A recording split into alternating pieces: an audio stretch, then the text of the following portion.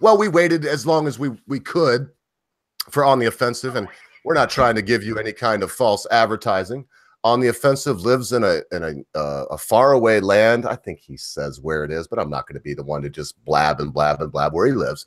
He lives in a place where all the people are very small, and their eyes kind of look like this, and they say ting tonga ting ting ting, stuff like that. No, it's not China, and because of that, maybe he may have nodded off. He may have. Who knows? Who knows? But it's roughly 4 a.m. where he is. Right. And his idea, I believe, Common Sense, you told me, was that he was just going to pull an all-nighter. And I've done that myself. Sometimes when you're pulling an all-nighter, you wake up with your head down on your desk and go, oh, my goodness, it's 6 in the morning. That may have happened. But we sure appreciate his willingness to come on when he's free. And I'm sure that he'll be around sometime this week. So, look, boys, everybody knows who we are. I'm the Laughing Ogre. We got my brother and esteemed co-host, the Common Sense Guy, and our court jester and beloved friend of all humans, Magic Bollocks. So good to have you gentlemen here. I do think that we have some pretty cool news to get into. And for once, we're going to focus on the beloved Mother Island of the United Kingdom. So what do we got here, boys? I think Magic Bollocks has one on UKIP, if I'm not mistaken. Oh, yeah. Sorry, I lost my page for a sec. Here we go. Right. The wonderful, charismatic Henry Bolton, who's only been in the job for a couple of months as unexpected UKIP leader, is soon to be the man to seem to take the party down. What a complete tosspot. This is the man, I must remind everybody, was a Lib Dem candidate in 2005 and now wants to run a right-leaning party. But as of today, for anybody not up to speed, he was dating a 25-year-old model after dumping his wife. And then it turns out that this model was caught up in some tweet storm where she was sending stuff that was considered racist against Meghan Markle and some other inflammatory shit about immigrants. Well, let's be honest. What she actually texted was one text saying that as Meghan Markle is mixed race, that the baby inside her was going to spoil the seed of the monarchy. That's what she said herself. Right. Okay. Fair enough. I like the fact that you accidentally said Merkel there as well, Common Sense. Well, she's just fucking come up with an amazing little ploy, hasn't she? She's joined forces with the Socialist Party in Germany to actually form a government 3 months after government was actually supposed to be made. Just at the last minute as well. Always very convenient, isn't it? Exactly. But anyway, on with what's called the news today. The latest on the UKIP saga this morning. Deputy Leader Margot Parker has resigned in protest at Henry Bolton's continued leadership, telling the BBC it would be quicker and cleaner if he came to the conclusion he could go sooner rather than later. Immigration spokesman John Bickley and Brexit spokesman Gerard Batten have also quit. Guido is told there are more resignations to come. So now what? If it becomes impossible for Bolton to appoint replacements, he may finally decide to fall on his sword. If he decides to tough it out, Corbyn style, he faces an extraordinary general meeting within 28 days, where the UKIP members will be invited to attend and vote to ratify the NEC's no-confidence vote. The full membership of the party will be invited, and all members present get a vote. It will be a total shit show, says a UKIP source. If the NEC decision is ratified, Bolton has to go. If the members back Bolton, the entire NEC has to go. Wise party hands do not expect Bolton to survive if it comes to a vote. It's a matter of time now.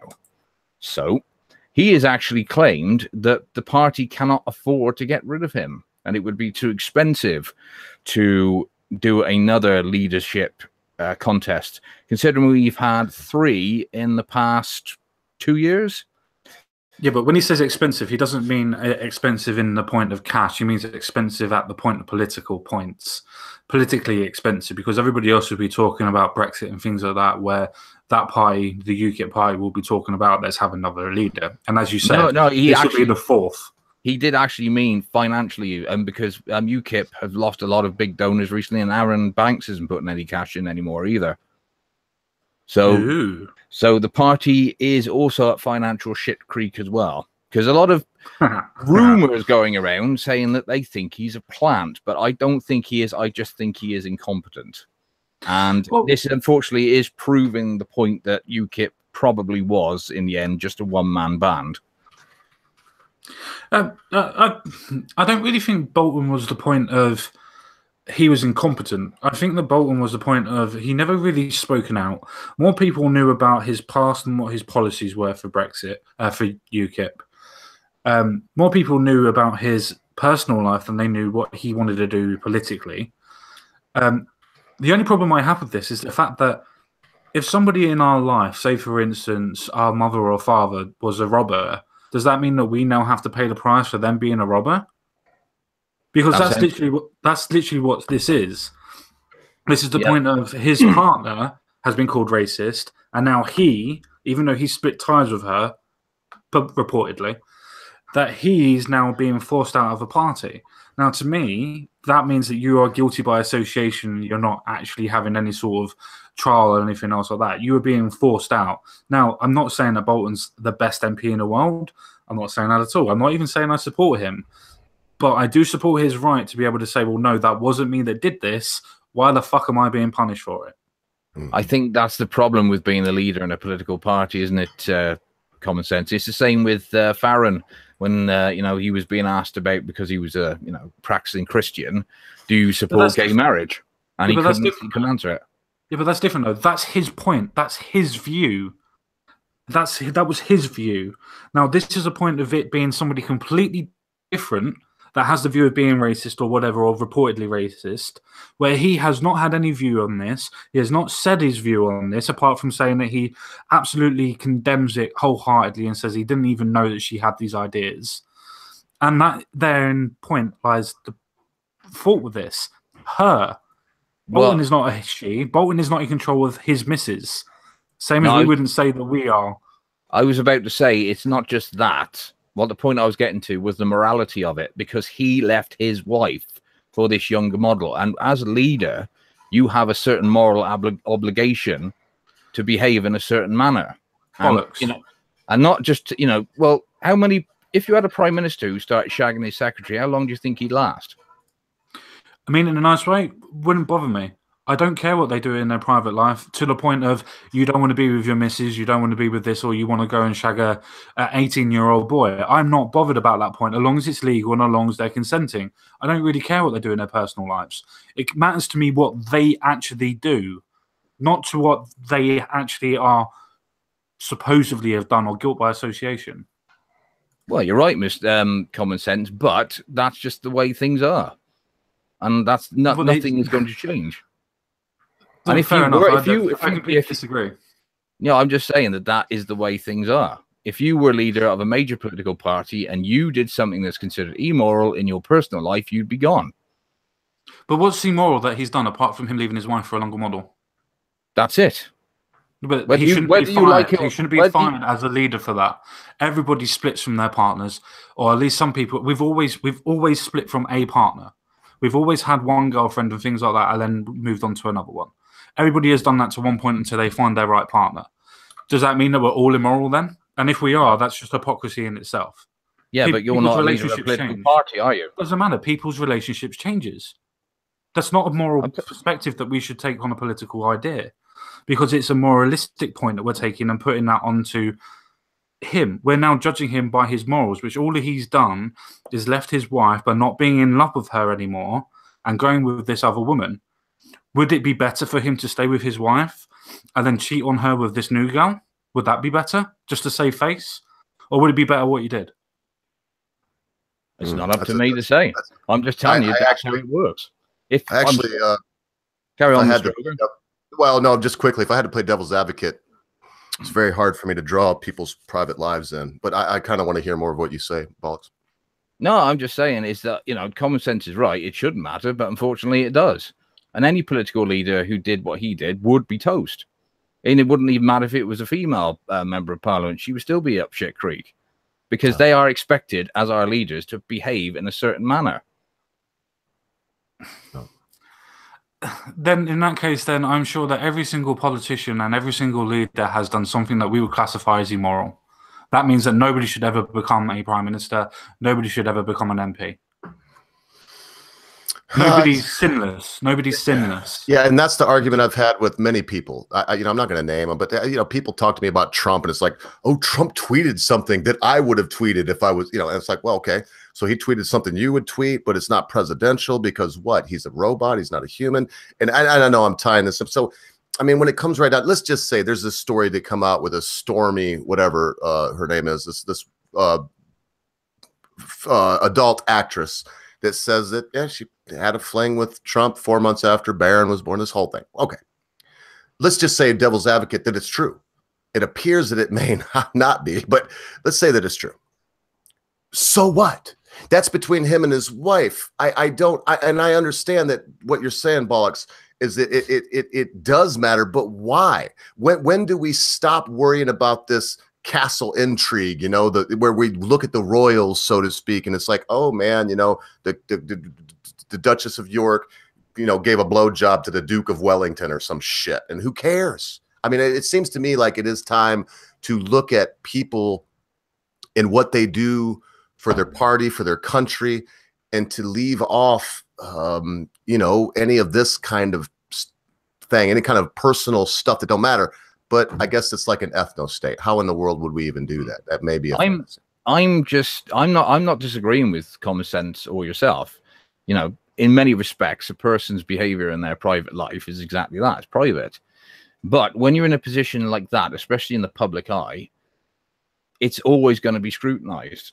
And even if, from devil's advocate, from all our points of view, you go and do something like you said, shag your secretary, or maybe go on Hampstead Heath and get a blowjob from a rent boy. Someone's going to find out about it, and it's going to be dragged through the mud.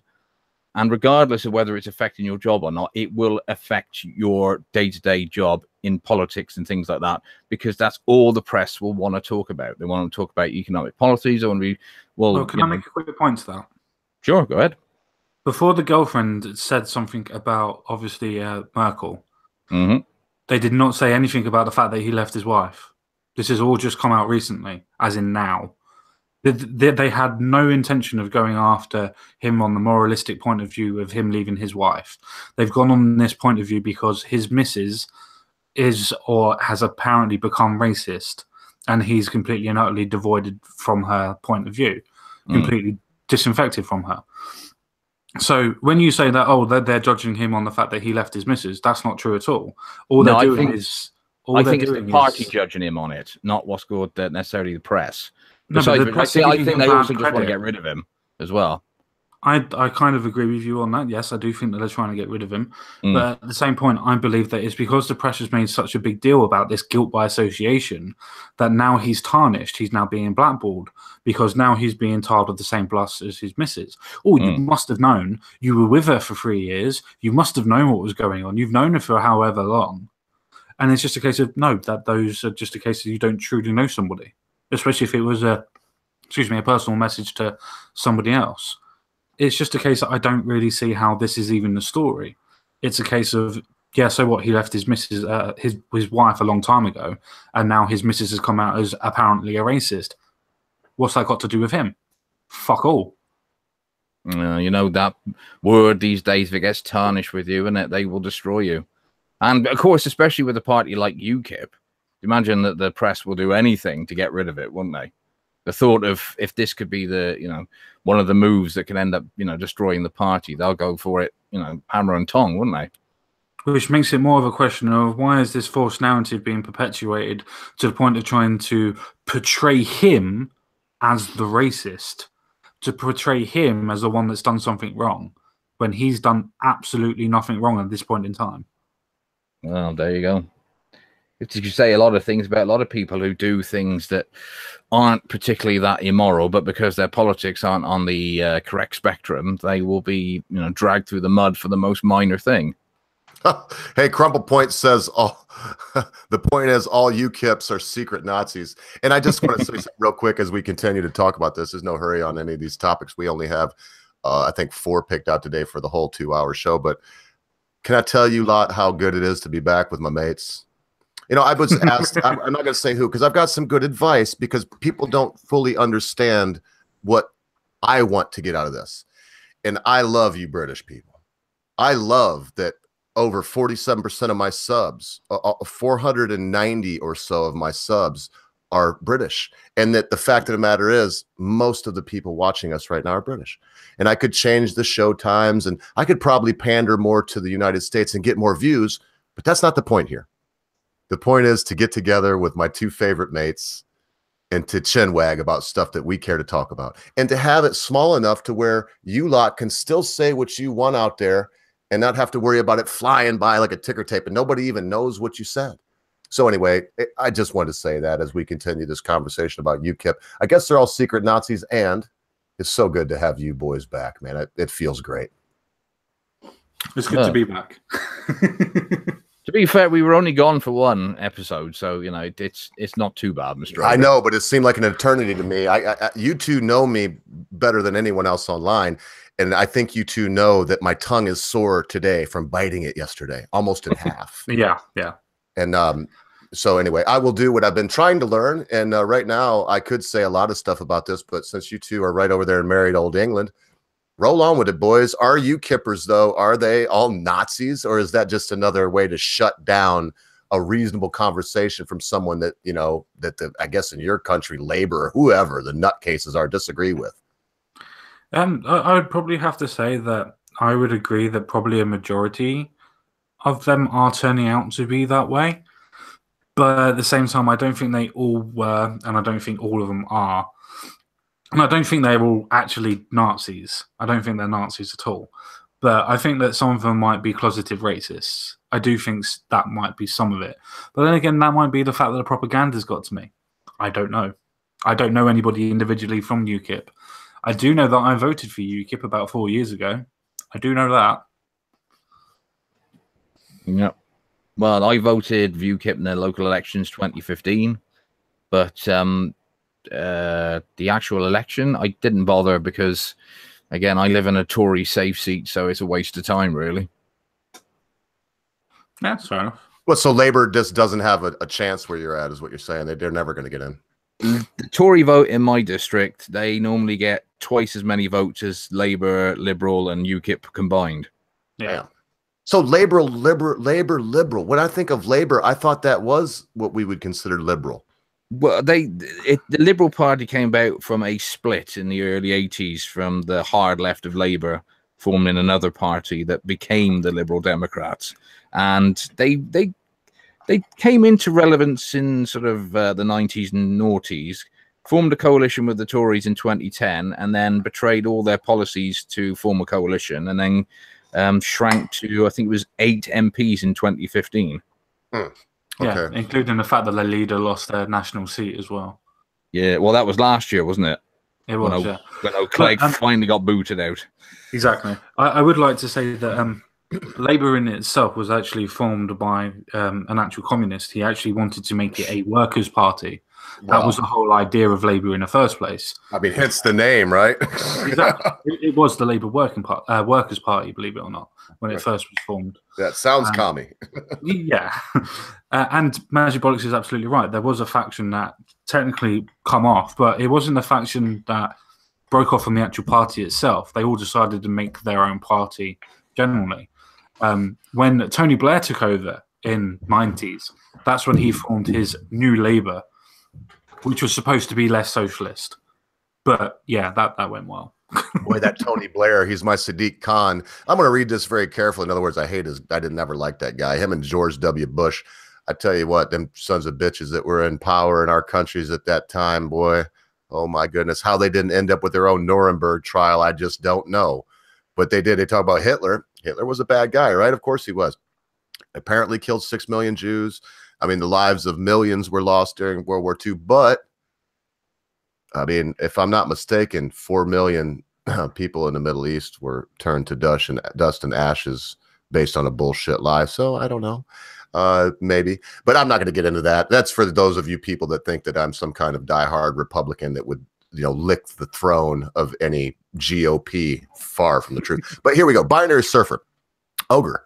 I find it fascinating that UKIP has been labeled racist for saying what pretty much anyone other than the real progressives are saying. Is that how you boys see it? Is that pretty square? No. The reason why I say that I think that they're changing to being slightly closeted racist is by the simple fact of so many people since Nigel Farage was there and all the people that he had. You have to remember that so many people have quit. I think it's around 50 or 60% of the MPs that work with Nigel Farage have quit and changed and swapped or not working anymore. Or in some cases just been told that they're not allowed to work anymore. Okay.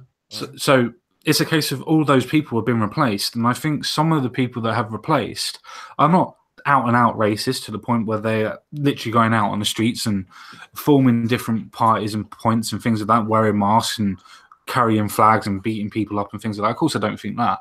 But it's a case of, I think that some of them might have the point of thinking that maybe they can say certain things that they couldn't do under certain other leaderships.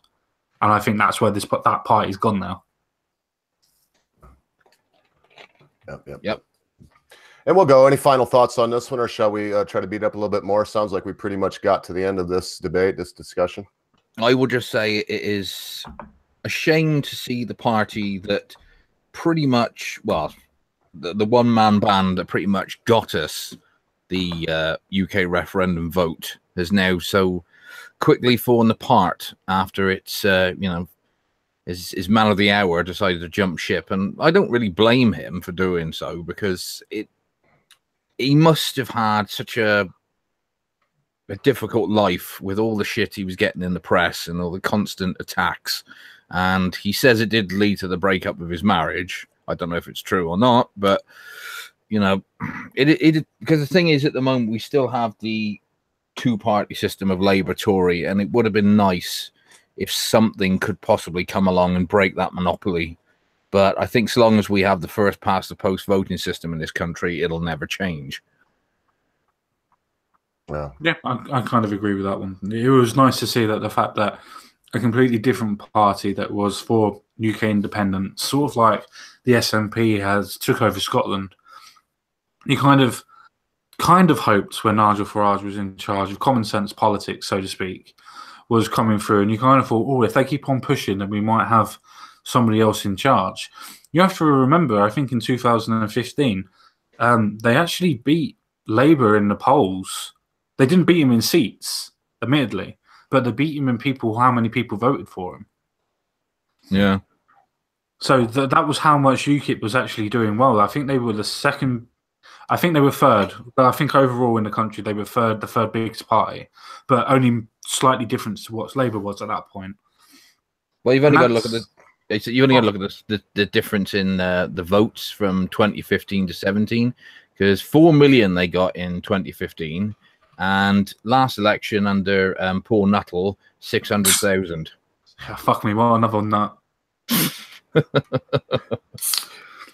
That's what I mean. They've had so crap leadership at that point in time, so where the leaders, well, not in this case with Bolton, but with Paul Nuttall, Jesus Christ, you're in the middle of doing an election campaign, and then you go off and start calling people names behind their back while you've got a mic on.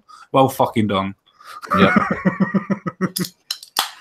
So, unfortunately, I think if UKIP do survive, I think that would just be a fringe party at the next election, whenever that may be, unless they get another amazing charismatic leader, which I just can't see happening. So, rest in peace.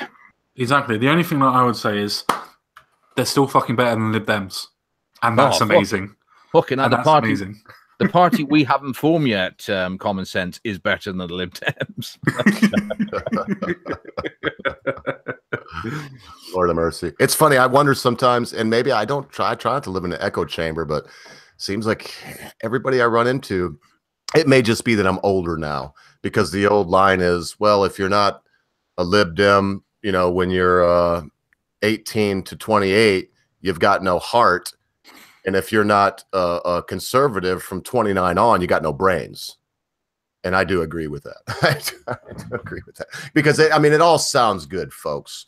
I'm listening to Reality's Temple on Earth yesterday, and I'm trying to, let myself float away on the scent of lavender and some puff of illogic that will just send me wafting on into Valhalla, you know, without any impedance whatsoever. And the reality is that these things are so crazy. You know, 2 bananas, I get one, you get one. You got 2 pools in a house, and I need 2 pools in a house, and we should all have the same. There are always going to be some people. So anyway, I mean, I could go on and on. I guess it's still pent up from yesterday. I was triggered. Yeah. I think that logic will win the day. That's what I believe in firmly. I hold to logic and wisdom as I would a beautiful woman, a beautiful and industrious woman as my wife. I wouldn't let her go for anything because she's so important. And I believe that wisdom and logic are the same. And I want to believe that they will win the day, that eventually we'll look back on this and laugh and be like, do you remember the 2010s, you know, when they went all the way up to 2020? Do you remember how crazy it got around 2011 or 12 or so, and then all went to hell, and how we pulled out of that? That's what I believe. But time will tell. Time's the only thing that will show us the truth in that.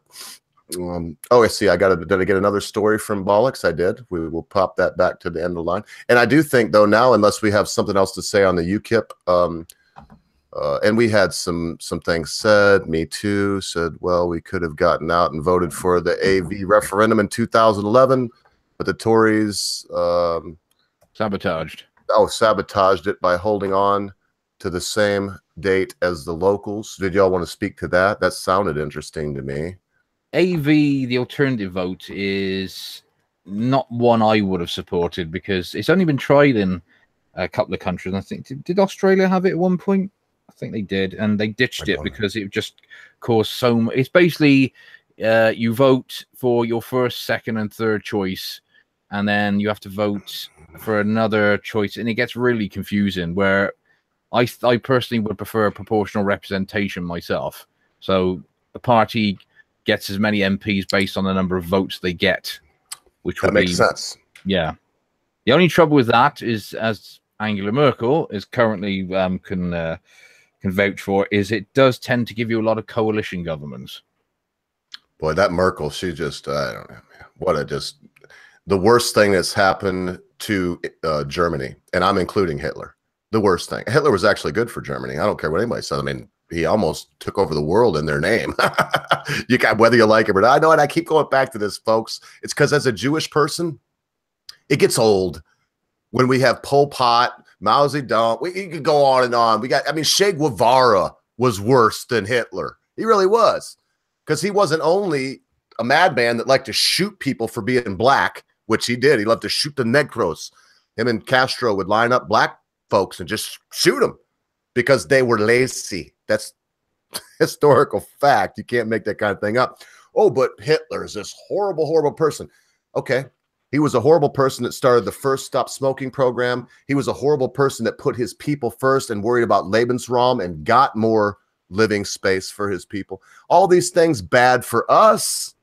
Yes, but it was good for Germany. And Merkel, holy shit. If I was German, I'd vote for Hitler tomorrow if he could be resurrected over that Nazi piece of garbage. Selling her own country out for a song for nothing. What a piece of work.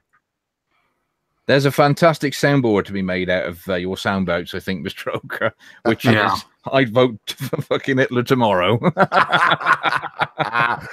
People get me all the time. I hear they send me my little sound bites, sometimes mashed up. I think it's hilarious. And besides that, I'm not joking. I mean, as much as I'm trying to be titular and funny, telling you the truth. If I was a German person right now and Hitler was running against Angela Merkel tomorrow, I would cast my vote for Adolf Hitler, period. Because he loved the German people, whatever ill he did, which there was a lot of it. We cannot disagree on that. We all agree that it was a lot of ill. He did not do a whole lot of ill to his people. He brought Germany back from the brink, from the horrible treaty. I disagree that he did fuck all to his people, mate. I disagree with that. Well, he did it. I mean, give me an example then, because I mean, I've heard it all, but the fact of the matter is, one day German citizens were grubbing in the gutter for Dogans, that somebody threw away, and then the next day were killed. They had a job. half the citizens were killed. Then half of that half were then forced into their labor camps by actually forcing them to work, and then half of that half was put into the army. Yeah, So well, yeah, they didn't do too well for the country, mate. In general, well, it was dictatorship, as excellent you for said. Germany, man. Their economy went up, and I mean, I know that also that it was a lot like North Korea. I don't want to sound ignorant, common sense, but I'm going to say that I'm not going to disagree with what you just said. Yes, he did enslave some of his own people, but I mean, if we're going to go by percentages, he enslaved over half of his people just because they didn't, because they weren't under the. If we're going to go by percentages, Pol Pot killed 1 out of 3 people in his country that were his countrymen and enslaved the entire population. So I'm not an apologist for fucking Adolf Hitler. I'm a Jew. If I had my way, I would go back to the day he was born and cut his bloody throat. I would go back to the day his father was born and cut off his bloody cock and stuff it in his mouth. That's how I honestly feel about Adolf. But I mean, holy shit. I always am for the underdog. And when it's constantly, he's just like Hitler, he's just like Hitler, and you're comparing him and saying that this was the worst human being ever on earth, are you fucking kidding me? Has no one ever heard of Ptolemy? I agree with you. I agree with you that he wasn't the worst human on earth.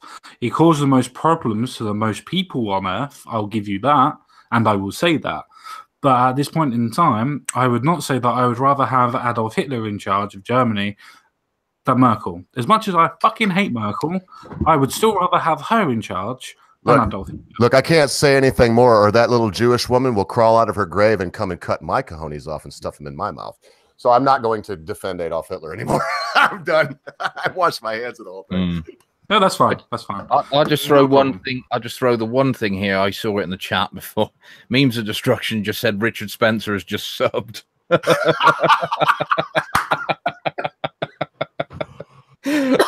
Oh, that'd be great. That's great. Right when I take my eyes off the chat, the funniest thing.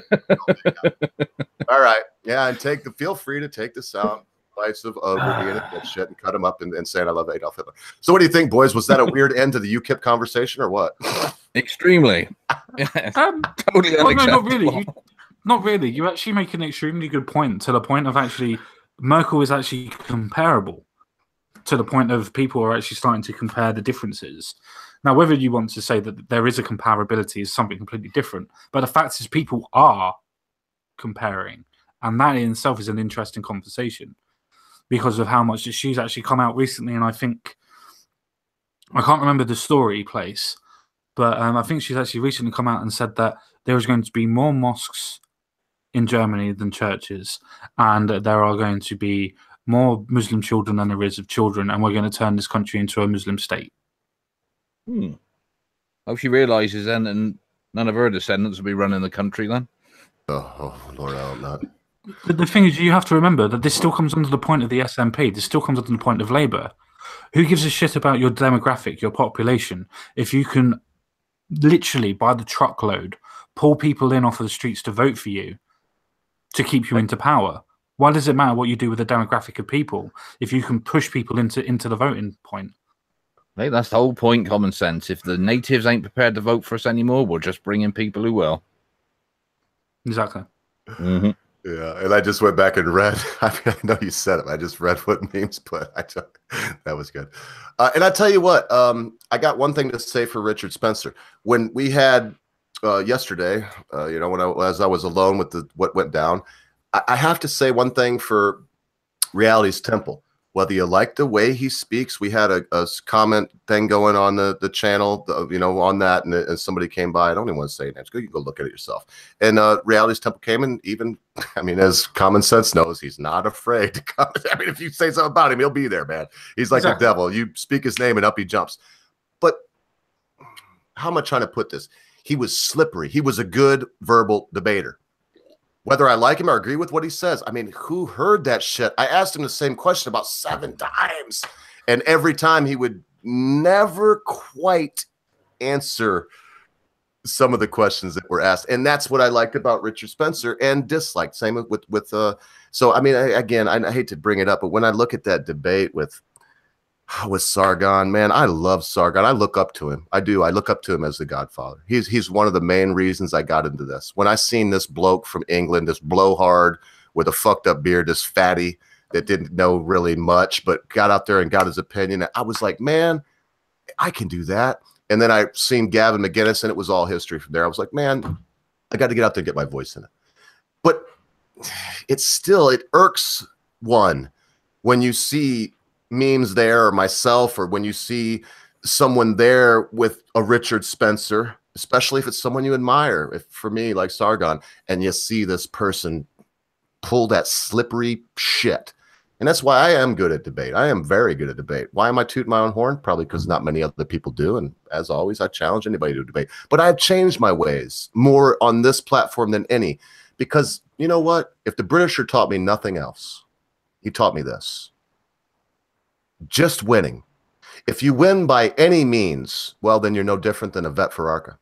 Yep. And sometimes it's okay if you appear to be the person that doesn't win, but you still took the moral high ground. And more than anything else, that's what the Britishers taught me in my life. I'm done blowing hard. Yeah, no, I completely agree with that. To the point of actually, as you just said, just because somebody might have lost doesn't mean that they've lost their principles. Now, if you win an argument and lost your principles, does that mean that you've won? Of course it doesn't. It means that you've changed your way of thinking just so that you can win an argument. You've lost yourself. What's more of a loss than that? Yeah, that's very true. It's if you can, it doesn't matter if you allegedly lost, as long as you've held your principles and held your point, then you haven't really lost anything. But I don't like this whole I went into a debate and won bollocks. If you go in with that mindset, you're not going into debate. You're doing a Kathy Newman, aren't you? You think you want to one up everything. To me, I don't go into a debate to win. I go into a debate to debate, and that's it. Exactly. And the thing is, if you're that, so dug in that you refuse to budge on any of your points, then you're already lost anyway. The whole point of having a debate is to discuss ideas, and maybe you might change another person's mind. They might change yours. And if you do, and then you've had a good debate. But if you're just two arrogant bastards who will not change your mind otherwise, you may as well just have a physical fight. Yeah. Get a ball pit out, eh? Well, admittedly, it'd be more entertaining to watch. I'd like to see Sargon and Mr. Mechikir have a fight in a ball pit. That'd be very entertaining. Just bloody. Oh, man, yeah. Anyway, I would love to see Coach Red Pill and Jeff Holiday just go at it like the two like this, like the two faggots they are, just hand slappy. Like, look at the girls are fighting, boys. Hey, come on, lads, get a pint. Yeah. Yeah, mud wrestling as well. You've seen it at the pub, right? Two guys, they're the two biggest sissies at the pub, and then they get into a row because they gotten too much, wine in their skin. And next thing you know, they're out in the parking lot, and of course, all the lads go out. It's like, look at what they call fighting mates. Exactly. Yeah. Bitch slapping. Yeah. Anyway, and I know disrespect, I guess. Really, to be honest, yes, disrespect to both those cunts. Because Jeff Holiday is a blowhard cunt, and Coach Red Pill's a faggot that goaded my brother Common Senseguy and didn't have the balls to come on and back up the shit he was willing to talk. So piss on both of them. Well, it's funny that you say that. I used to listen to Jeff Holiday, and I used to defend him quite vigorously when it comes to different points. But I've rewatched some of his streams, I've rewatched some of his videos, and this is my opinion, and everybody's entitled to their own opinion, and that includes the chat that's against me and my opinion. But to me, he always seems like an arrogant wanker. It's like, my voice, my feelings, my ideas are better than yours. He's like Anna Kasparian. It's like, I don't really care. I'm fucking better than you. And he just reminds me of that sort of mindset. I don't really care what you think anymore because I'm better than you. It's funny because I started out the same. I started the same way, Common. It's so funny because I did. I started watching stuff. I kind of knew him behind the scenes when I used to know Base Mama and stuff, and so I was actually around where couples, and I kind of know how he is off air. He's a bloody cunt, folks. You summed it up very well. So even if you do disagree with myself and Common Sense, say it's okay. We all got our own opinions. But the fact of the matter is, he just did outline the gentleman about as good as you can. And you know what the problem is? Maybe I'm jealous, okay? I'll be honest. Because I look at the guy and I'm like, he's fucking famous? This wanker? You bloody kidding me? Anyway. Oh, moving on to Coach Red Bull very, very quickly. Everybody knows how I feel about him. An intellectual lightweight that thinks that he's able to coach people, but yet provides no citations for his quotes. A very interesting person. Best friends. Oh yeah, very, very, very, very good friends. It just proves to me the fact that all the information that did come out about Mr. Coach Red Pill, I kind of called it in most of my videos. That I don't think that you're telling the truth. I think you're a con man. And at least in 3 of them, well, 2 of them, I almost call him a con man, basically. I had no idea about that until obviously everything come out. Had that sort of air about him where it was just a case. I know it's easier to say that now. Yes, Common Senseguy, you're obviously going to say that. It's like, no, if you rewatch my videos, I do basically call him a con man. I call him a liar.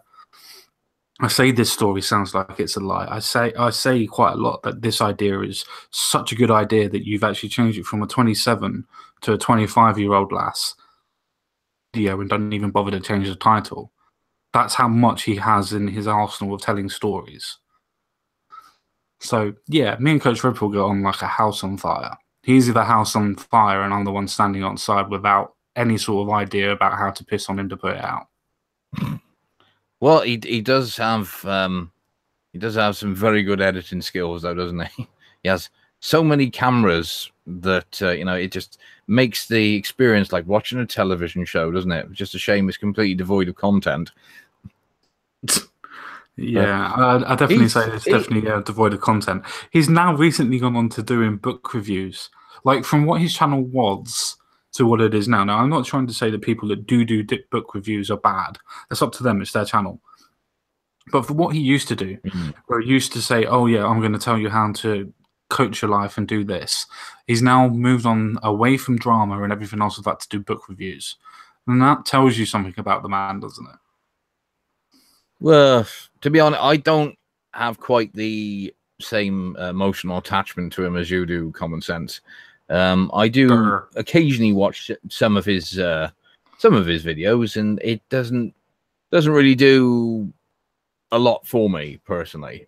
So he doesn't really bother me that much. Maybe I should do a video taking the piss out of him just to see how quickly he responds. Like, you obviously got a very quick response. Yeah, a 32-minute video, and within 10 minutes of putting a video up, he says he's watched it all. Yeah, that quick. Mate, that's how fast he is. I was watching that closely, too. Common Sense is not exaggerating. I was watching that very closely. He was like, hey, check this out, mate. And he was like, oh, and dude was like, and don't you hate it when that happens? It happens to me often. People are like, I just watched your video, and I just put it up. I'm looking, it says posted 3 minutes ago. It's a 10-minute long video. So in other words, they either didn't like the title. That's so disingenuous, and it's so Coach Red Pill, isn't it? Well, I don't really know him because somebody's died. because I don't really know him that well, because I don't really watch his videos. I mean, obviously, Common Sense has got a bond with him now, but we're bosom buddies. We share the same bed. It's just a shame that you can't get him to come on and have a nice little friendly discussion about I've tried 3 times. I've tried 3 times. Oh yeah, and I've done the same thing that I did with. I mean, I've got to give it to Reality's Temple. He got into a game text debate with Common Sense. It was, I ain't gonna say who. I mean, probably most people know who I think won. I'm biased, but and then hey, he got a little butt hurt. I went and I was like, hey, come on, Reality's Temple. We're all good lads here. You just got a little in the heated. And man, boom, he came. I tried the same thing with Coach Red Pill. I was like, hey, come on, Coach. Look, I'm. This is my young friend. He's a young buck. He gets a little rambunctious sometimes. You got to love his spunk. Why don't you come on? And he didn't even respond to me. He didn't even answer me. So it's in my mind. I don't want to call him a coward. Sorry, I've just read Bob's Brian, his comment. I assume it's a he with the 2 Bobs and Brian. Have you ever seen the coach and Common Senseguy in the same room? No, they don't exist. Is that what you're saying? Don't exist? No, we're the same person. I think that's what he's trying to imply. Yeah, that's a very interesting theory, actually. I totally get it. I wasn't going to go there. I reckon what it is, Common Sense has got a bit of white guilt, and he's now taking it to the next stage, which is actual multiple personality disorder. Look, I've seen both of these gentlemen we're talking about, and the problem is that Common Sense could hold Coach Red Pill in his hand like this and go, "Oh, look at Coach Red Pill. Look at Coach Red Pill," because Common Sense is actually a giant. And Coach Red Pill's just a tiny little guy, isn't he?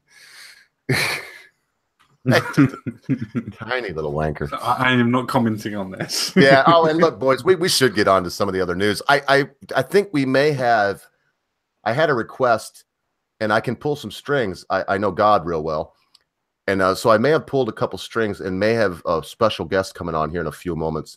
If I do, I'll let you boys know. I don't think he'll have much to say, but he may have a message for you folks from the great beyond. So stay tuned for that. It'll be very, very interesting. I think now, gentlemen, what are we going to do? We're going on to the, is it the Sky News article, the Frexit? The Frexit, yeah. We're going on the Frexit. Right. If you I do believe, nope, no problem. It's on, man. I'm going to screen share it right now, my brother. Cool. I'll start from the actual title then. This is an interesting story. Emmanuel Macron. French would probably vote to leave EU. The French president believes his country might also have quit the bloc if offered the choice in a referendum. And yeah, that's his picture. Yeah, we don't need to see that. We've seen him. Yeah, French would probably have voted to leave the EU if it had held an in-out referendum, according to the country's leader. Emmanuel Macron attributed the UK's decision to leave the EU to British voters' loss of faith in globalisation and unrestricted free markets. It's not really a free market if you have to pay to get into it, but we'll do that after this point. French presidents suggest that there is always a risk with votes such as Britain's 2016 referendum when asking the public just yes or no in a very complicated context. We'll get to that afterwards because I'm not letting that one go either.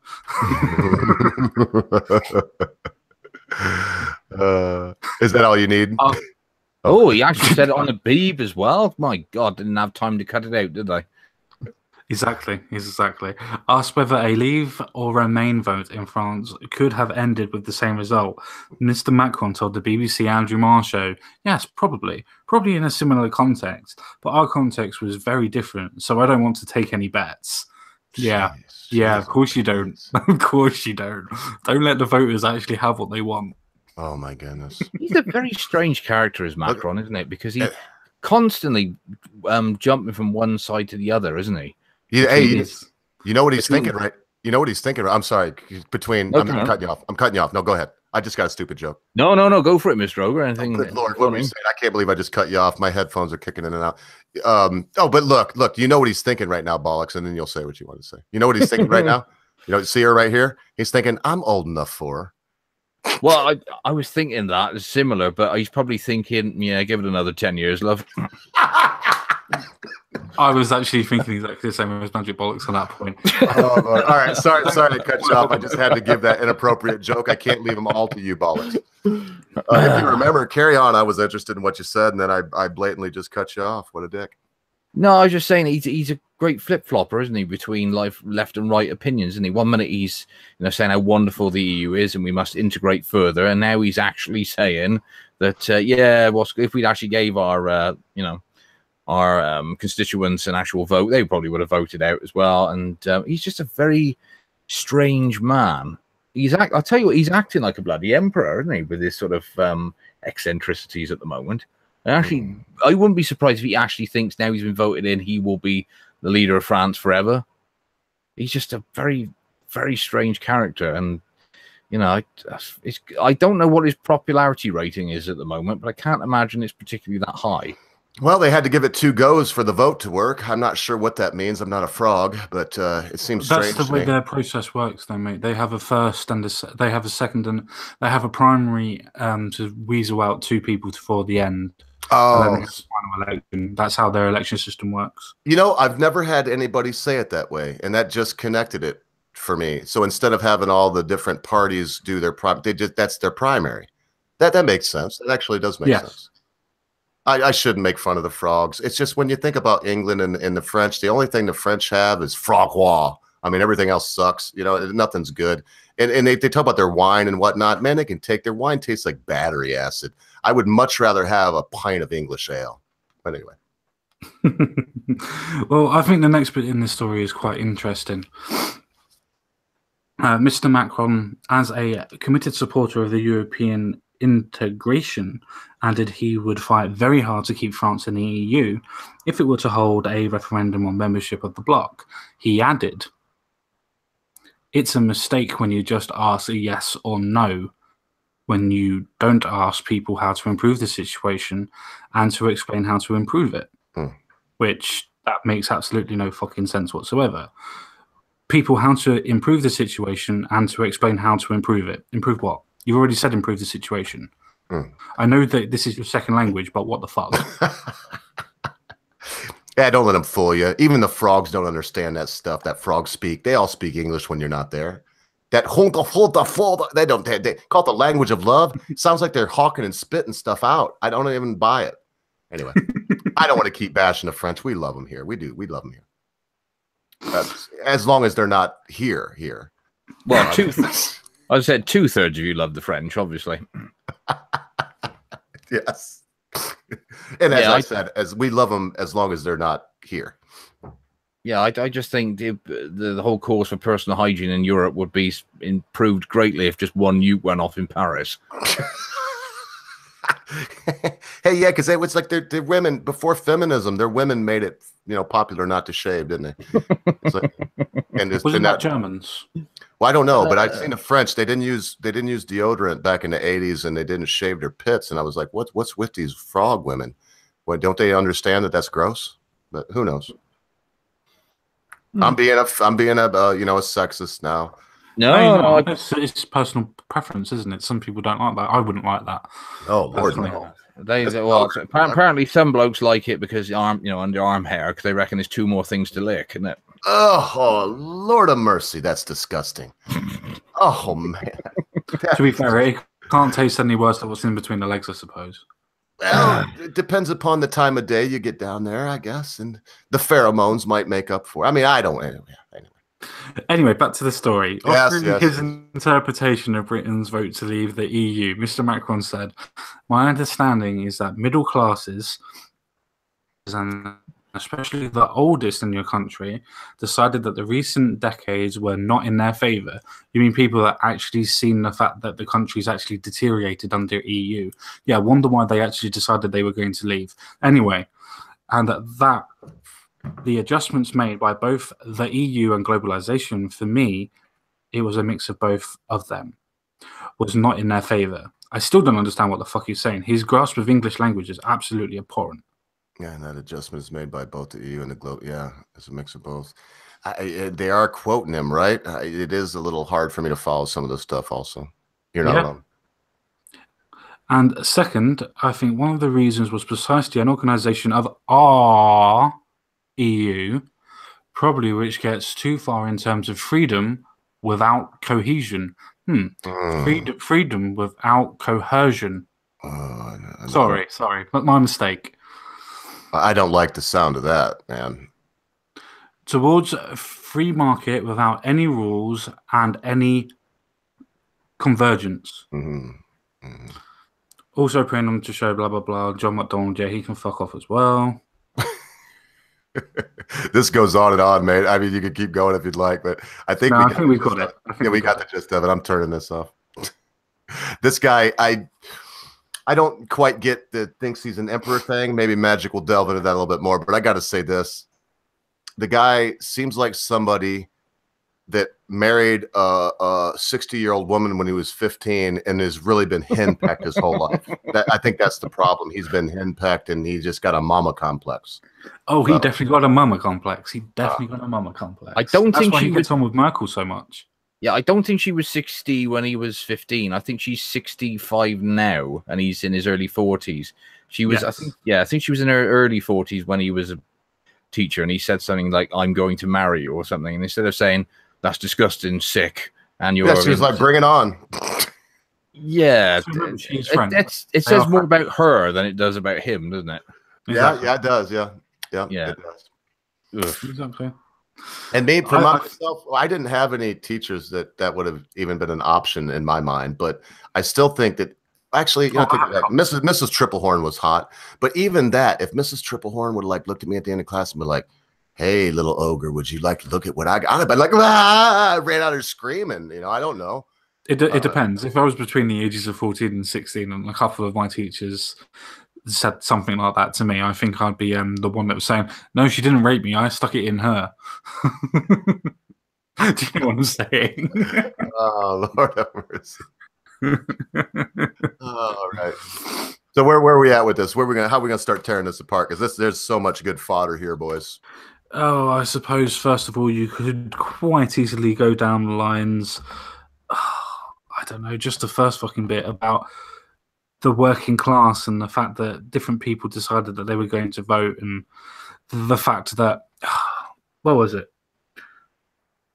The fact that older people that were able to see the deterioration of the country, the fact that working classes that have been able to work since the 70s and 80s have been able to see the deterioration of the country in itself and work out that globalization has absolutely hindered the UK in the fact of financial markets and things like that, rather than actually producing any sort of thing that's come forward.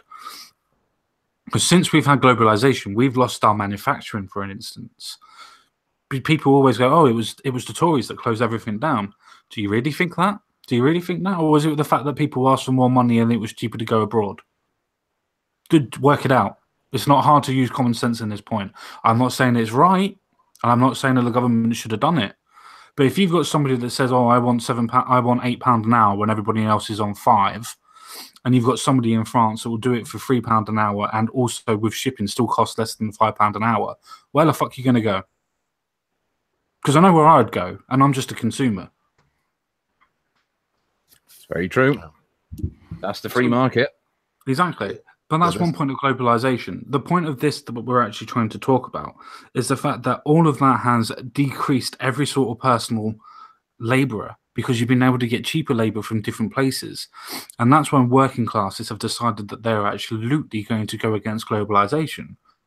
The same with the middle class, realizing that they can't actually provide people with actually decent jobs anymore. That also goes to the point that middle class are losing out from people that are abroad as well, from middle management jobs, for instance. Somebody else that's took 10 years to do their studying compared to somebody in England that's only done 5, who are you going to hire again? Makes more sense to hire the person that's been working for 10 years and got 10 years experience with 10 years bloody college stuff as well, doesn't it? It makes more sense to do that. That's the problem with globalization. And that's why so many people voted for Brexit. The simple fact that Macron goes, "Oh yeah, they didn't understand because it was a yes and no referendum." That was the whole point. It was a yes or no to leave Europe. It wasn't to decide the terms of leaving. That was what our government was going to do afterwards. I don't understand that fucking argument. Well, it's crazy to say that it was too easy because it was yes and no, so let's make it more difficult. See what I mean? I'm sorry, it was too difficult because it was yes or no. So let's make it more. See, I can't even say it, what she's saying. It doesn't make sense. Yeah. You can't say that this is too hard because it's yes or no. Therefore, let's make it harder. That doesn't make I thought that was the point of the fact that both Leave and Remain both had their campaigns to be able to put the information out there. I thought that was the point of actually having those campaigns, was to the fact of actually saying what's good, what's bad. Whether you believe that they both lied or they didn't lie or whatever, those are what the campaigns were meant for or managed for. We still had the yes or no referendum to leave or to stay. That was the point of the referendum, not to decide how we're going to leave and are we going to member of a single market and customs union and things like that. No, that wasn't the point. But do you know what the referendum decided? It was the fact that we were going to leave Europe. That means leaving the customs union and the single market because the EU control both of them. Simple as that for me. Yeah, I don't have nothing to add to that point. No. Well, not me particularly, because pretty much what he said is true. I mean, the thing is with globalization, is that the idea of opening up the markets to everybody, but there has to come a point where you have to consider the people who are left in, in the West, who have been left behind by globalization, because what are they going to do? we know that many parts of the north in this country is never fully recovered from deindustrialization. Don't forget the southwest as well in Cornwall. The fact that they've got fuck all and actually get subsidies from the EU to actually function. Pretty much everything outside the bubble that is the M25 in this country is yeah, pretty much. I was trying to be a bit more diplomatic, but that summed it up beautifully. Common sense. And yeah, it's what do you do with the other 60, 70 million people in the country who don't, or certainly don't want to live in London? And what's the point anyway, unless you're actually working for the city? You know, there obviously are still jobs, but they're all mainly now in the service sector, and the service sector is always piss poorly paid unless you're at the very top of it. You know, what do you do? What do you do with all these people? You know, you can't just write off a certain percentage and just say, well, never mind, they can just, you know, live off the state forever, because the whole point of capitalism is that everybody sells their productivity for monetary reward. And at the moment, we ain't getting a lot of that. Do you know what they do with the people? Well, they add more people in from a different country to say, well, we're going to put more people in. Yeah, of course. Yeah, it's what they're doing here, man. I find this story absolutely amazing, though, to the point where he goes, oh, yeah, free trade. Like, so we have to trade with Europe, and we have to pay at this moment in time, a £50 billion divorce bill if it doesn't go up at this moment in time. What's free about that? The fact that we have to pay bursaries, a taxation, if you will, which it is a form of taxation. Literally, it is. And that's also we can gain access to the customs union and the single market. Doesn't sound free to me. Doesn't say free to me, does it? Does it to any of you guys? Not in the customs union. No, definitely not. Because even in the single market, it's still not, because you have to lose your powers to be able to be controlled by the EU, which is still a form of a subsidy. Well, that's what I find so funny about it is, you know, supposedly, you know, the whole EU project is supposed to be, you know, a supporter of globalization, and yet it's one of the biggest protection rackets on the planet at the moment.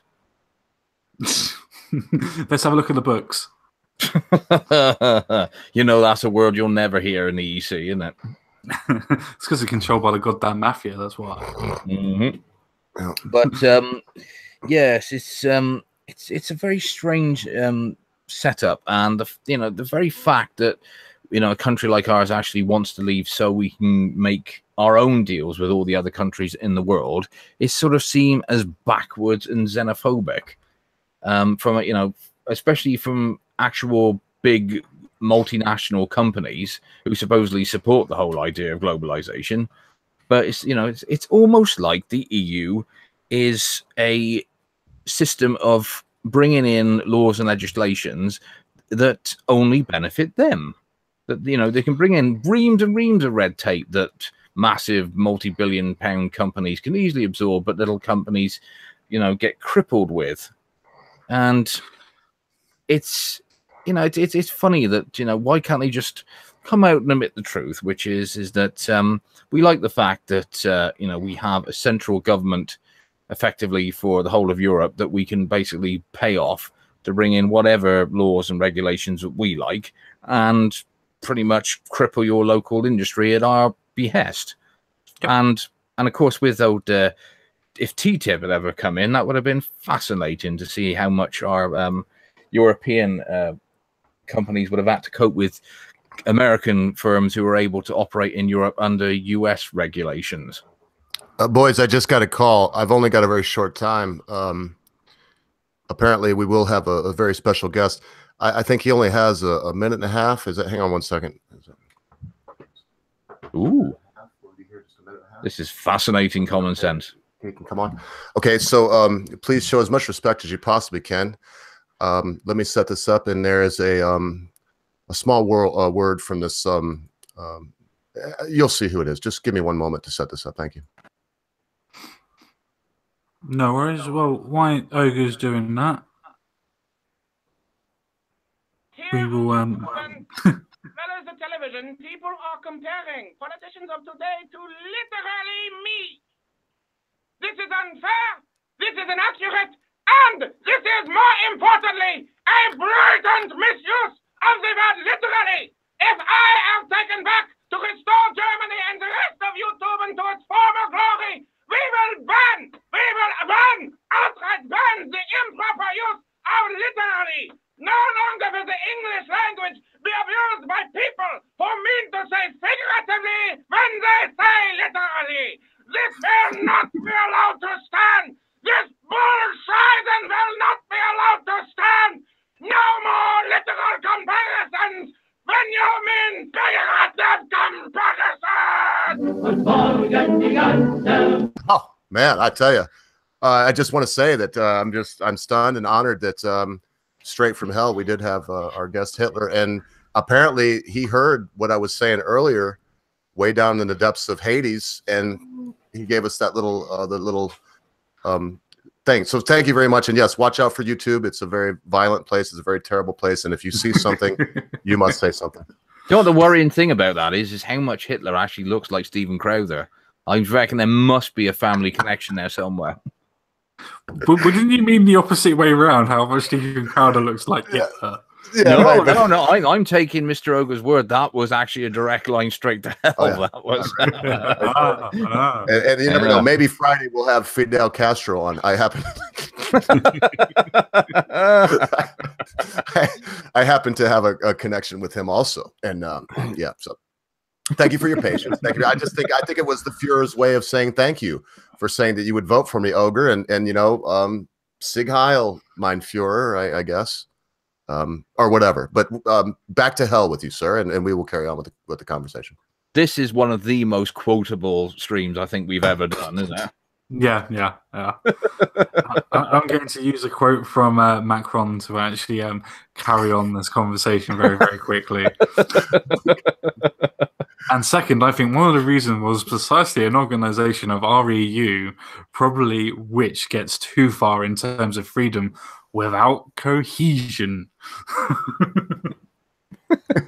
Yeah, yes. How appropriate in light of our most recent guest here. I'll tell you what, boys, we can let's beat this up a little bit more. We got two more news stories, and man, I didn't even want to. The only reason that I'm here today was knowing that the Fuhrer would probably swing by, and also that you two would be here. I've missed you, boys. I know it was only one show, but it's something. You get used to something, and then you look around, and you're a big tough guy, me, and then you look around, and your mates aren't there, and suddenly you don't feel so tough, and it just isn't going quite like you'd like it to. You all know what I mean. So let's wrap up this one and move on, because my point was I'm old, I'm fucking stove in, and the weather changing from 15 degrees below zero last week to 40 degrees and raining today. Everything on my old ruined body hurts right now. But it's good to be here. So come on, man. Common sense. I know I didn't try to derail that totally. I hope. But, no, you didn't. You're fine. I can still carry on. So where are we at with this? What you know? How far will we let France and Germany go in pushing us around and telling us what kind of freedoms we can enjoy? Well, first of all, I'd like to point out a different, a little bit of a inconsistency in what people say. People normally say, "Oh, Winston Churchill was a big supporter of the EU and being a part of the EU membership." No, he wasn't. He was a big supporter of the ECC. He was a big supporter of open, free trade. He wasn't open to the idea of Europe governing any other country. Because when it was being formed, it was under the idea and the impression of actually only being a trade organization and being able to trade between each European country and making it easier. Not under the assumption that France and Germany were going to control the rest of the world. Oops. I think we fucked up there. Okay. And the conscious Caracal, to anybody else that wonders, common sense, I'm going to have to email you. I got kicked off Twitter today for just a short time. There were some people telling me that they wanted to kill babies before they were born. And I was like, wow, that doesn't seem too cool. Maybe you should go kill yourself. And apparently but apparently that's hate speech. It's okay for them to say, that this baby has no rights, rip it out of the womb, suck it out with a vacuum cleaner 6 days before it's supposed to be born. No worries. No thought of that could have been you in that womb. Don't worry about that. This is just an unwanted piece of flesh. In fact, it belongs to the mother. Nothing to do with the worthless sperm donor that would have to pay or go to jail for 18 years, 21 if they go to college. Forget about that. No rights on the part of that human being. It's the woman's body. There's nothing inside of it but a growing tumor, something that should be discarded into the nearest waste receptacle. I quail at that. And I believe that is hate speech. But apparently, Twitter, they take sides. Yeah, they do. Twitter always takes sides. As you all know, they're a left-leaning bloody ideology. I mean, the whole idea of somebody actually deciding that they're going to take a child at that point, a fully grown child, is just waiting to come out, basically, to the point of being, as you said, being sucked out, killed, and everything else like that. And people want to come out and go, oh no, until it's left the body, it hasn't got any conscience, it's not a person. It's like, no. I mean, I'm of the point of believing that as soon as it has conceived, rather, sorry, correct words, correct terminology, it's a case that that child is now a child. But that's my opinion. Now, I do understand how some people would go to the point of going up to, 3 months, of saying that you're allowed to be able to abort that child for particular reasons. I understand that point. But if you're going to try and say to me that you're going to be able to abort a child at the age of 8 to 9 months, fuck you, you're killing a person. There is no other ways around it. You are killing a baby. That's like taking a baby away from the mother, ripping its neck off, and deciding to throw it away. Yeah. And you know what? The problem is that that's where I stayed, Common Sense, was that I don't like it as birth control. These people project upon me something I've never said, because if the mother's life is at risk, if a doctor says not life at risk because they would be depressed and want to commit suicide, that doesn't count. But if the mother's life is at risk, if they have the baby, they'll die. And it does happen. Abortion. If there's a case of incest, very rare. I just was looking at today before this when I was talking to these people. 1%, they say, I have a hard time believing that, but I'll go with their numbers. 1% of abortions are because of rape, incest, or the mother will die. That means 99. In that case, as you were just about to say, if there's only 1% of abortions that go through that point, why the fuck are you trying to get an abortion then? If 99% of abortions are just to the point of that you've made a mistake, why the fuck are you having an abortion apart from birth control? There is no other fucking need for it. No. Honestly, and then that 1%, yeah, everybody can go to the point of going, yeah, no, I believe you, and you should be able to have that 1% of people having the abortions. Of course you should do. Nobody's denying that. But you can't say that 99% of the abortions that you're using in statistics, not you, but them, are going to the point of saying, well, we're only doing it because we might feel sad. Fuck you. Have the baby. You made the decision to have sex. Luister kan je het live luisteren op YouTube. Yeah, and welcome, CC. Welcome, CC. Thank you, everybody, for being considerate. I can't use Twitter for a minute, and I think we all wanted to have CC on just for the last little segment here. We've only got about another 30 minutes or so. We're going to be calling it an end. And yeah, welcome, CC. Everybody knows who Conscious Caracal is. If you don't, you shouldn't be here. Conscious Caracal. We got a couple more things to talk about. Good to see you, mate. Sorry I didn't get you on sooner, and it was just a big, I can't say, no, it was a great thing yesterday, but you know what, in the end, it was probably best the way it worked out. Memes did a great job. We had The Voice come in after that, and this gentleman will be back on. Now, if you would like to be on when the Black Supremacist is on, I would love to have you on, because of some of his arguments, just, maybe you could speak to him. If I can get some idea of what he's going to we want to be talking about, because I'd like to do my research beforehand. Oh, yeah, I'll give you plenty of time, mate. He's not going to be on for probably another 6 weeks, maybe a month or 6 weeks, and okay. Way before. I'll give you links to his channel, give you anything that you want, anything that you need. And yeah, it'd just be good to have you on, because we hear all these things about, certain folks can't be racist, all this stuff, and maybe you could speak to that. I don't even know if you'd care to, but maybe you could speak to some of that stuff. And shed some light on that. Yeah, I grew up in that context. I grew up on the continent of Africa, so I think I have a first-hand experience of the matters that will be discussed. Yeah. And I'm derailing the end of Common Sense Guy's story. So thanks for being here, mate. We'll try to get back on track if we can. And we got 2 more little stories, it looks like, up here after this. At least one. Yeah, I noticed that somebody in the chat, I think it was me too, was saying that we're negating the fact that people use abortion for a particular point. No, we're actually saying that only 1% use it for things that have happened to them, i.e., being raped, being molested, or other sort of problems that have happened, too young or whatever. That's only 1%. Or if you want to be generous, 2%. If you want to be generous, 2% of abortions that happen. We're not saying that we don't think that 2% should actually happen. We're saying that the 98% of abortions, that is just literally the point of people going, oh no, I don't really want a kid. That's the point we're saying that abortion shouldn't happen. But yes, it is a personal notice. It is a personal decision. It matters when you think that the person is actually a person or a baby is a baby. So I do agree that it is a bit nuanced on that point. But we're not saying that we don't believe in abortion completely. We're saying that we don't think it should be used as childbirth or childbirth. Yeah, go on.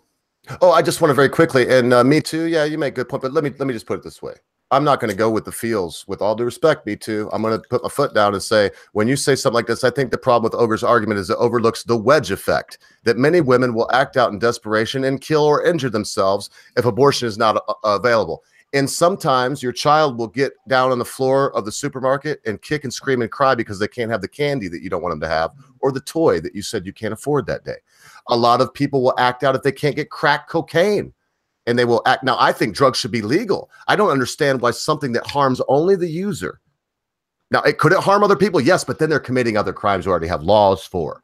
So don't go there with me. Let's be logical and say that if crack is illegal, if it's illegal for me to go get heroin and shoot heroin into my own veins with money I earned, not stealing from anyone, I want to make it very clear, then good Lord, no one in their right mind could say abortion should be legal.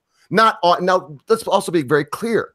Not on-demand abortion because I may kill myself if I can't terminate the life that realistically is half someone else's and I'm only the steward of for a short time. Then that's my opinion. And that and $5 will get you a venti latte at Starbucks. Yeah, I'm done. I'm not going to blow hard about that all day. So, and look, I was told the other day too, when dead air comes up, I need to just shut up sometimes. Maybe a good 5 or 10 seconds can be a good thing. I think that's right. Anybody else want to take over? No, I was enjoying that. Are we discussing a certain news of the day or like a news story? Yeah, yeah. In fact, if we're done with that last story, let's kick it and go on to the Swedish Prime Minister does not rule out the use of army, or the last one, which women demand equal flu to men. one of those two. We'll start out with the Swedish PM. But if we have any last thoughts for you two that were here for the first story, and then CC, we'll get into a fresh one that you'll be able to get right in on. I don't know how we got an abortion. I think it was my fault. But we were talking about some Frexit stuff that, I don't know. If y'all were done with that, we can go right on to the Reuters article that Common Sense Guy had about the Swedish PM does not rule out the use of army to end gang violence.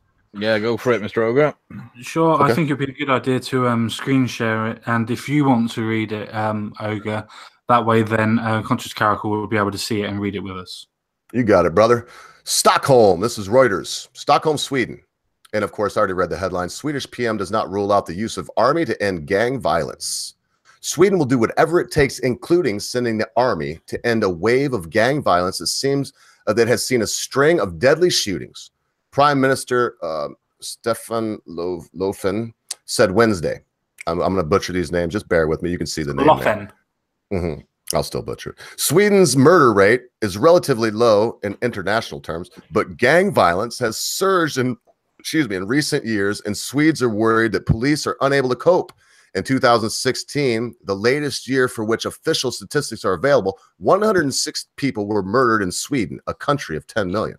But Swedish TB reported that there were over 300 shootings, mostly in turf battles between gangs over drugs, protection rackets, and prostitution. I have a hard time believing that. 4 people were shot dead in the first week of this year. One man died after picking up a hand grenade outside a subway station in a suburb of Stockholm. I should laugh at that. Law and order is likely to be a major issue in the parliamentary election scheduled for September, with the populist opposition, Sweden Democrats, linking public concern about rising crime rate to a large increase in the numbers of immigrants. Now we're getting to the truth. It would not be my first option to bring in the military, but I'm prepared to do whatever is necessary to make sure that serious, organized crime is stamped out.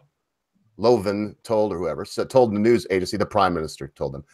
The government has promised police an extra 7.1 billion. Wow, crowns. Oh, okay, here we go. Or 880 million. Boy, that sounded like a lot of money. Through 2020. Toughened laws on gun crimes and made it easier for the police to monitor private phone calls and emails among them. I can't read much more of this, man. Holy shit. I can't read much more of that. I will go on, but you see what they're doing right now. We all know why the crimes went up. Rape has went up 1,400%. Violent crimes went up. The reason why, they're letting a horde of barbarians come in their country. They're telling expectant mothers, I just read this story. They're telling expectant mothers that are ready to have a baby in 3 months and don't want to abort it, that have been waiting online for 2 years to get housing, that are Swedish citizens, that they have to wait. And they're giving housing to I'm trying to remember, Somali, it might not have been Somali, to an immigrant, to a refugee that had 3 wives.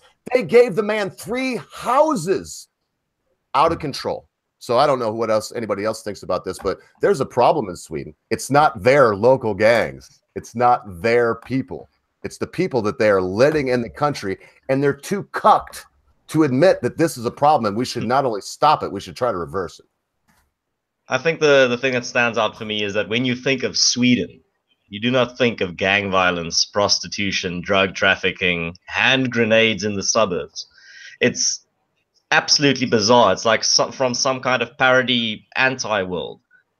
It doesn't make sense within your normal framework, and I think people can't ignore it anymore. It's too obvious. It's too in your face. The fact that the change that we've seen in the past 5 to 8 years, and you can, and I think it's hard to ignore, and I'm surprised by the amount of people that still believe that there's nothing wrong, that this is normal. It's always been this way. Sweden has always been the rape capital of the world.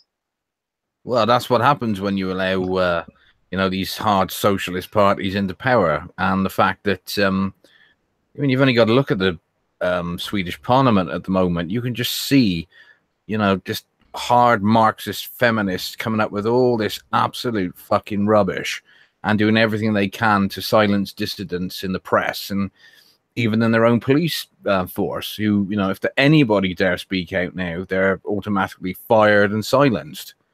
And, just like Common Sense was saying earlier on, I suspect it's just them thinking they can import future voters again, but they've realized too late they can't control these people. Yeah, and I'd just like to say to anyone listening that are interested in this topic, Tim Pool did an excellent series where he went to Sweden and talked to citizens about this very topic and this very issue.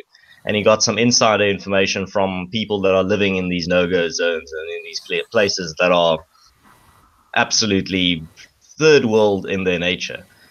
And so I'd highly recommend that. Go to his YouTube channel, Tim Pool.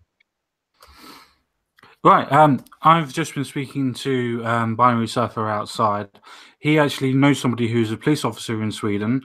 So I just thought that I'd let him speak for a little bit if he hasn't been kicked.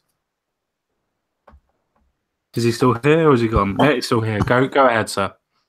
Hey guys, so I've got quite a good friend who is in Sweden. I won't name the district, but he's on basically like the SWAT, the Swedish version of SWAT, effectively. Mm-hmm. So they get called in for crisis response stuff.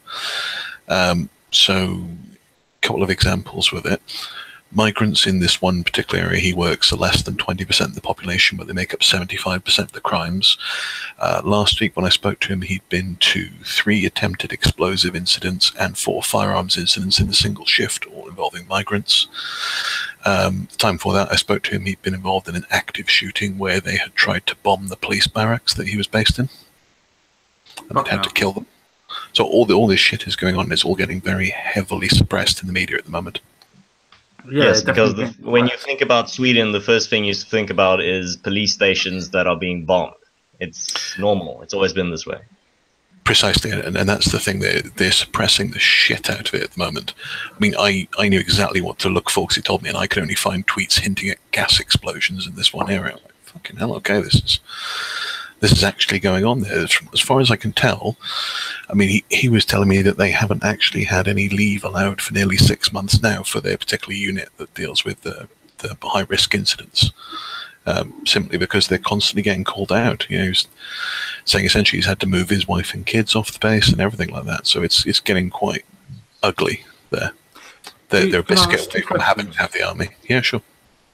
Do you think that's the reason why they've started putting out World War II leaflets, as in the point of saying that they're getting ready for war again?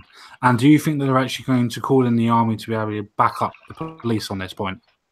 So I think they've got to, because the police are not designed to deal with such high-grade violence on such a sustained basis, at least in a Western country. I think they're going to have to, whereas the military is absolutely designed to deal with that.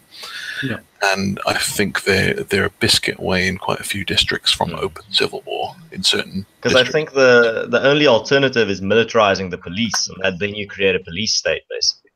Well, they're already heavily militarized, but there's a difference in purpose in that ultimately the police... Yeah, but I'm talking about taking it even further, that you're taking to a level that you don't have to call in the army, where the police are equipped with anything. They have armored vehicles, they have grenade launchers, they have everything to deal with heavy levels of crime.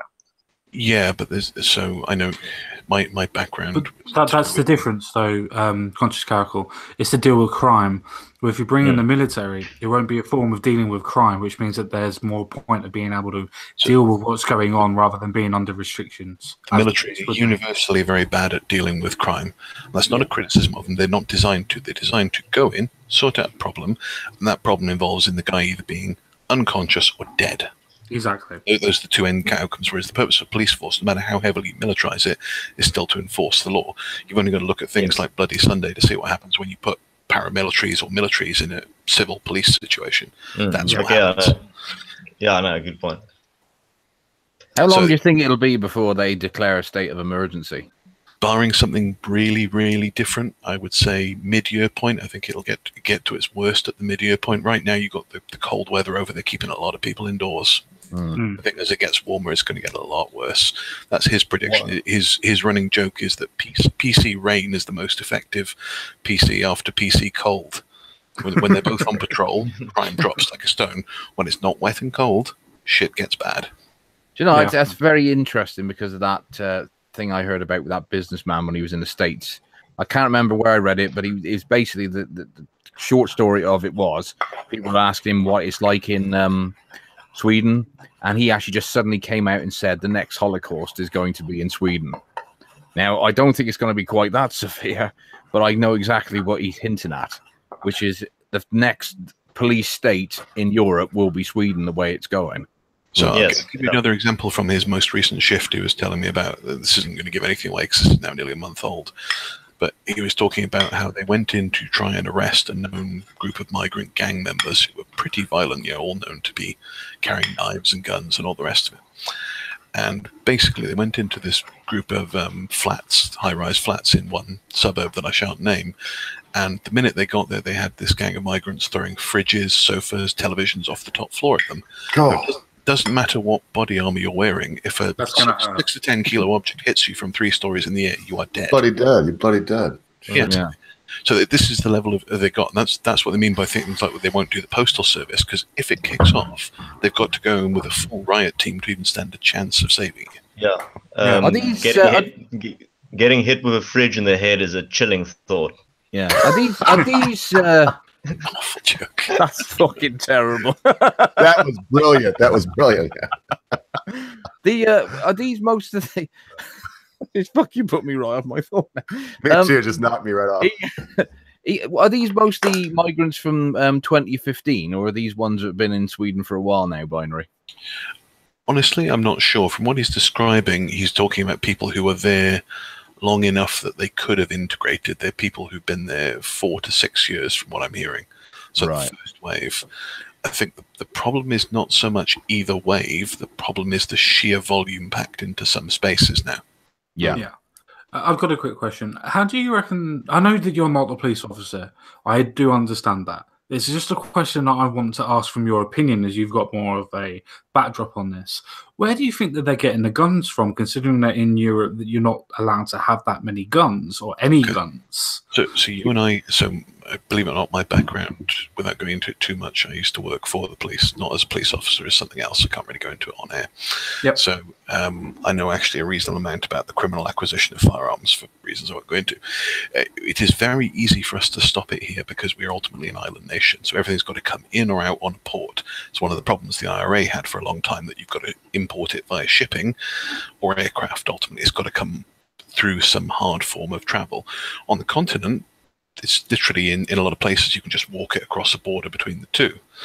Combine that with a lot of very corrupt border forces along Eastern European side where the Russians were, and you have actually quite easy, widespread access to firearms. So I'll give you an example from about 2005. So it's dated, but this should give you some context. You could buy an AK-47 and a six pack of grenades for just under £1,000 in Europe. To get that same stuff here would be almost impossible. If you could get it, it would be on the order of £250,000 to £1 million. You're talking about a six-pack of grenades here would be 25 grand. Yeah, exactly. We're talking about stuff that's literally been ripped out of the Russian arsenal and dumped onto the black market for the most part. I was going to ask you a second question to that. I mean, I'm not trying to go into any of your background or anything else of that, so I'm not going down that road. But I was going to ask, do you think that there's a possibility that people that were fighting in Syria and places like that, you know, the freedom fighters, I use that as an inverted air quote, do you reckon that they could have taken some of the guns with them as they were leaving? No, it'd be very hard to import them back into the country for the most part, I would have thought, and you wouldn't need to because you've got such good underground black market networks for that in a lot of European countries, particularly somewhere. So I have another copper friend who is in Belgium, and they have supposedly, so he tells me, the biggest black market for guns in the entirety of Western Europe. It is extremely easy there, and mainly because they've basically ignored the problem in certain migrant communities because they've been focusing on killing each other until the last 5 years. So they've gone, all right, you guys get on with it. We're going to focus our policing on other things. Oh no, that's fine. I just have one last question. No problem. This is a fascinating topic. Why do you think this is coming to a boil in 2018? What is the final, as in what was the final straw that broke the camel's back? Why is this coming to a boil this year? Good question. Are we close to their elections yet? Well, September. Yeah. I bet it's them trying to make it look like they're actually doing something.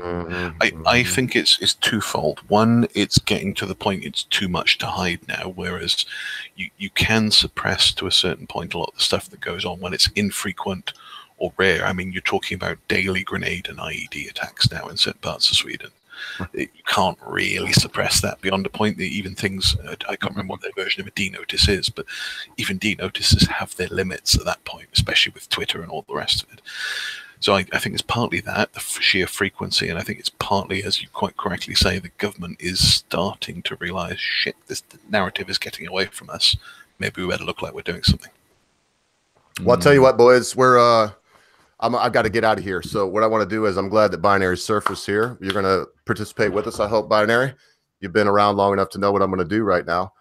And I hate to cut this off, boys, but we got another day, Wednesday. Unfortunately, we'll be losing our probably most important cog in this auspicious machine.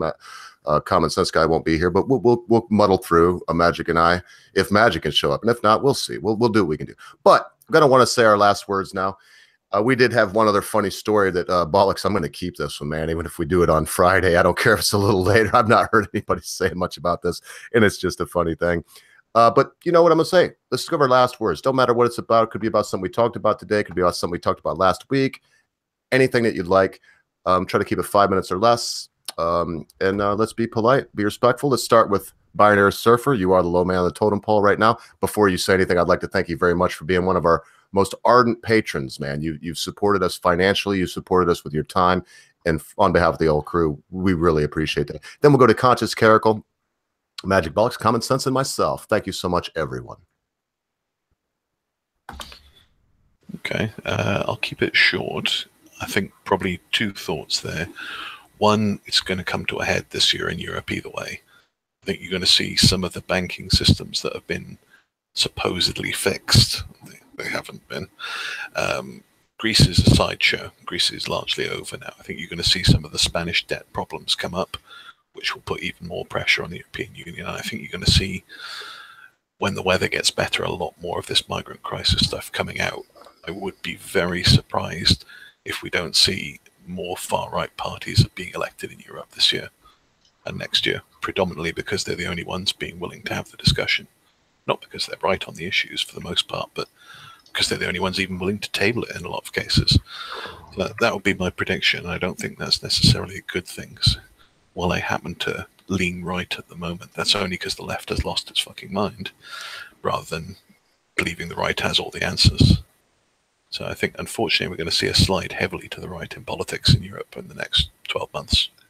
That's all I've got. Okay, all right. I'd just like to end with something relating to the topic that we ended with. The fact that the further society drifts from the truth, the more it will hate those who speak it. If liberty means anything at all, it means the right to tell people what they do not want to hear.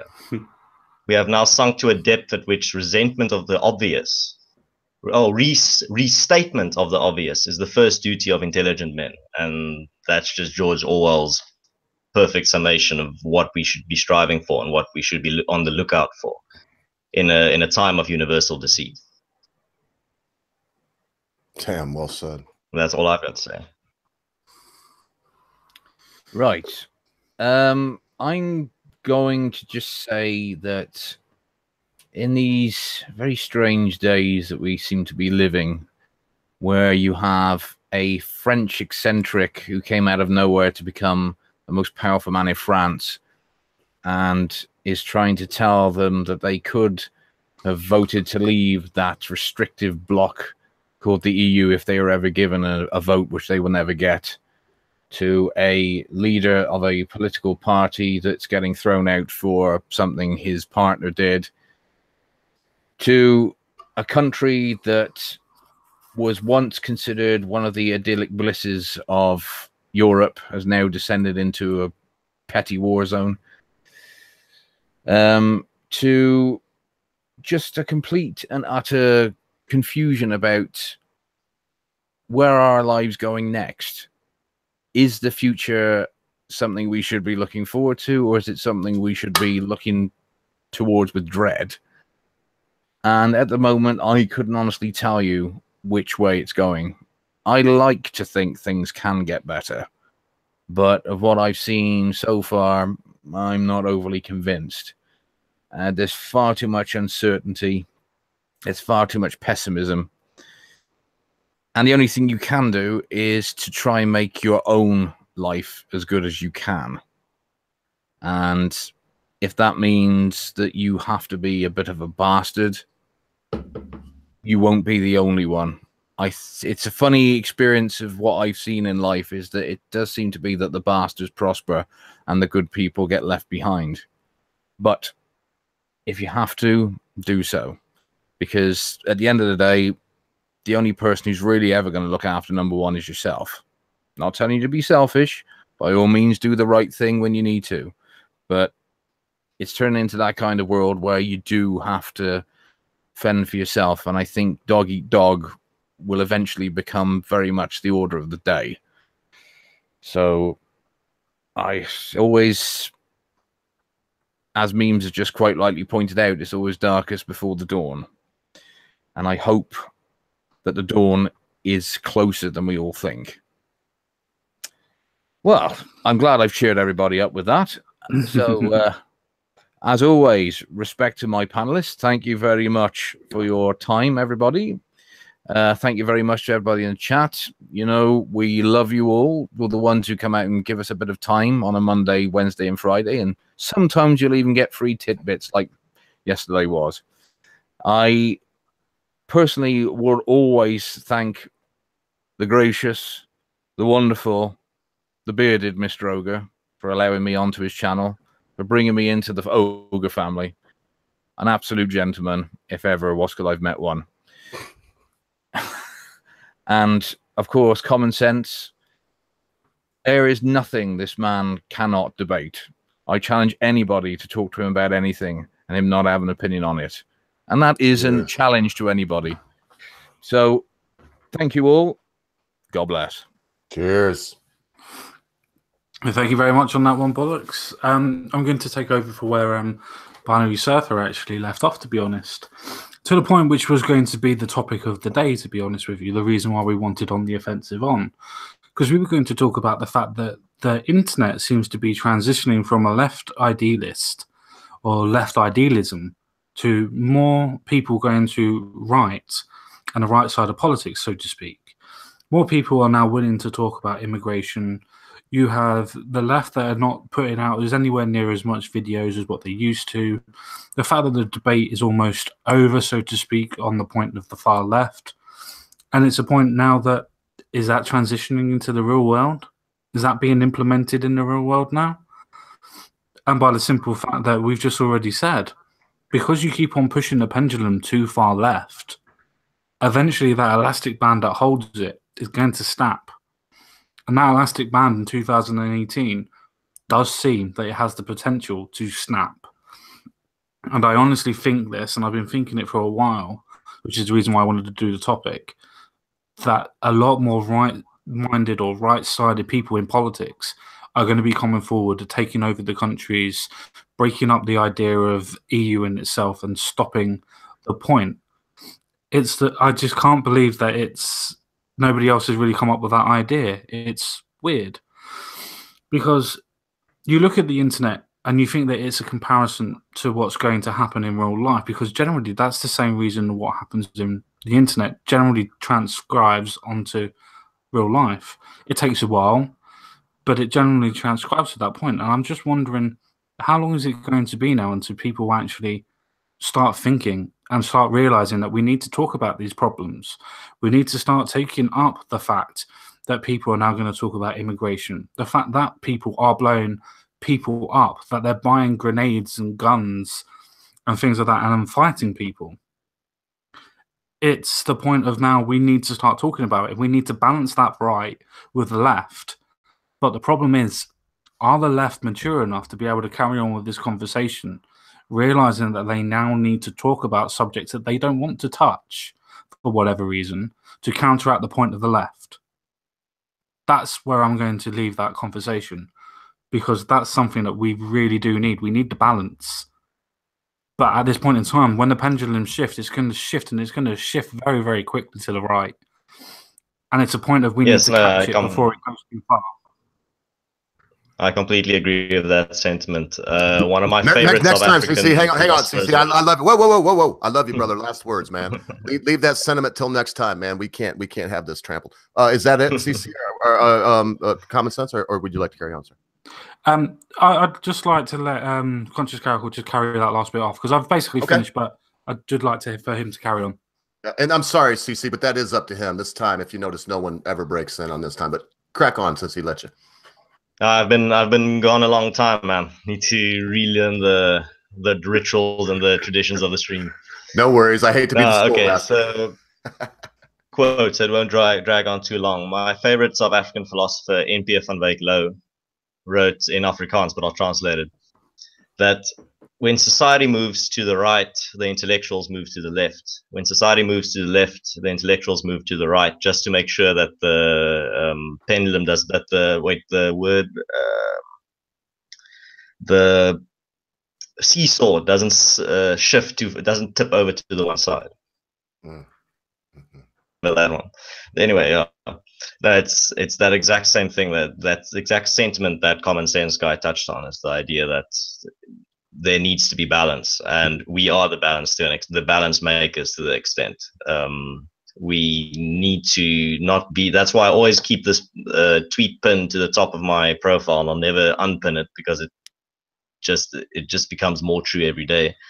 The biggest threat to free speech isn't the government silencing us, but the masses of people actively silencing themselves.